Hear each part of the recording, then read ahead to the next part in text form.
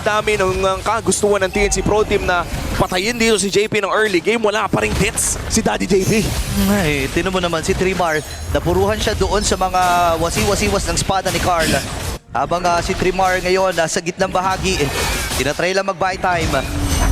At si Carl TC nakuha ng pagong. Perfect turtle take para dito kay Carl. Alam mo, pag ganyan yung kakampi mo, men, si Sanford at si JP, mukha lang wala nangyayari sa mapa, pero kanina pa nagkakaroon ng push and pull sa may middle lane. Kanina pa nila hinahawakan yung River. Nakaka-bad trip yung ginagawa ng TLPH. Sinisilip ka nung Kalit, sinisilip ka nung Uranus, and hindi mo alam kung i-engage ka no, magsasayang ka ng oras, gagamitan mo ng skill, 5 seconds later, buo na naman yung buhay, Carl! Uy, gunagamit na rin yung plan of execution. Sabay Tornos din, hindi nakagalaw itong si Zaida. Habang si Teddy naman sa itaas ay bumabasag din. Sanford, ayaw tantanan itong si Storm. At si Daddy JP Pre, pakita ng pakita. Talagang ang tapang yun. Napakalinis ng laro mula sa Team Liquid Philippines. Hinahanap nila si Storm! Inabot pa si Storm with the flicker mula kay Daddy JP. Ngayon naman si Trimar, pinipilit iligtas si Chaka. Makakataas ba sa doon yung Phantom Execution? Wow. Sabay yung flicker yung nagamit din. Dito ni Chaka, nasipa niya. Itong si Sanford, pero di si Yun lang. Team Liquid ay dive under the turret, ladies and gentlemen. Habang itong si Teddy ay nakapitas din ng isa. Grabe yung nangyayari, pre. And Team Liquid Philippines, just like that, biglang lumobo ang kanilang gold lead. And I hate to say this midnight, pero yung 3 assists na kailangan ni Chakno para pumatak ng 3,000, parang ayaw pang ibigay ng Team Liquid. Piso pa lang, men, ang malala dito. Pag piso lang kada game, next week pa yung 3,000 assist. Oo nga. Ay, may laro ba sila bukas? Oo, ay may laro pa ba ang TNC? Tsaka na mamaya. Mamaya, check natin yan. Pero Wala na, pre. wala, Next week talaga. Next week talaga. So kung yung graphics na aangat dyan direct, Save mo lang, save mo lang. Chill mo muna. Well, tignan natin, dahil may ilang laro pa naman ng ating serye. But for Team Liquid Philippines, very controlled, very disciplined. Ibang Liquid to, hindi to Stampede. Alam mo yung malala? Parang nagpalit sila ng playstyle ng Falcons. Kanina nakita natin yung Falcons pala ecosystem. Ito talagang controlled aggression. Ayun, oy, naku! Hindi nakapag-black shoes dito si Storm. Habang si Chuck naman ngayon, agad na pupunta. Teddy! Mula kay Teddy!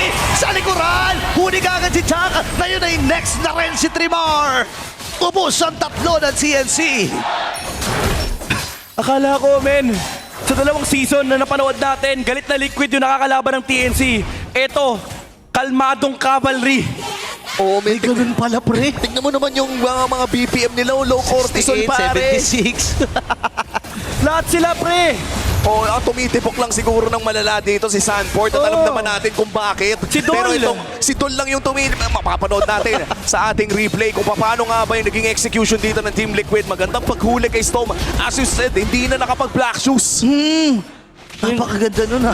Linasik lang yun. Ulti ka lead, blazing duet sa likod, phantom execution, tapos out. Hindi ito yung nakasanayan nating Liquid eh. Usually kapag ginagawa nila to, 5 heroes sabay-sabay yung tatalon, tapos aabot sila sa base ng kalaban. Pero nag-disengage ka agad at pumunta ka agad sa Lord. And looking at our gold timeline dito, makikita talaga yung gap eh. At this point, 8,000 gold din ang Sanford. hawak ng Team Liquid Philippines. Sanford taking so much damage. Problema talaga ang hatid dito ni Dol. Hindi sapat yung burst damage na meron dito ang TNC Pro Team. At kanina pa, steady lang si Teddy sa pagpupush. Walang pumapansin at walang makapansin sa kanya. Wala nga eh. Sanford. Ang tapang talaga ni Sanford dito, pre. Pasok sa may consecration. May Lord pa sa gitna. Sasabog naman din yung sa middle. Sa iba pang bahagi ata sila magta-transition. Mauubos na ang wave sa tulong dito ni Storm. Atras ata ang itatawag dito ng Team Liquid. Pare kung TLPH last week yun, promise denive nila yun. Kaso ibang TNPH na to eh. Oh, kalmado, men. Parang talaga, parang Falcons yung naglalaro. Ayun, Chaka! Okay, nandiyan yung si Pamela kay Chaka. Delikado ata si Danny JP pero nakaligtas pa rin. Torre na ay napapagsak. Ngayon ay uunahin na rin dito si Trimar. 4 na miyembro lang nandito na para sa TNC. Pasok din si Sanford. Nagamit yung consecration sa may transition sa pagpasag sa baba. 20 segundos para dito kay Trimar. Pwedeng subukan ng Team Liquid Philippines na tapusin ito. Pero mukhang hindi na nila i-risk pa. Sisimutin nila ang jungle Oy! matapos magpakitang gila sa loob ng pase ng TNC. Kulang pa rin ang 2 assists para sa 3,000. Yan ang Team Liquid Philippines. Yan ang signatura na hindi mawawala. TP sa base.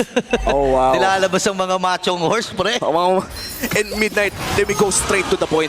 Ano pa ang natitirang win condition para sa TNC? At this point, Wait for all the errors mula sa TLPH. Pero sa sobrang hirap na tong game na to, men, marami pa silang errors na kakainin mula sa TLPH. Ang hirap eh kasi imagine mo sino yung sesetan ni Chakno, yung dalawang possible target naka-purify. Ang hirap hulihin ng Lancelot. Yung dalawa niyang sisipain, si JP kanina pa niya sinisipa, isang beses pa lang namamatay. Si Sanford pag sinipa mo yan, good luck idol. Oo.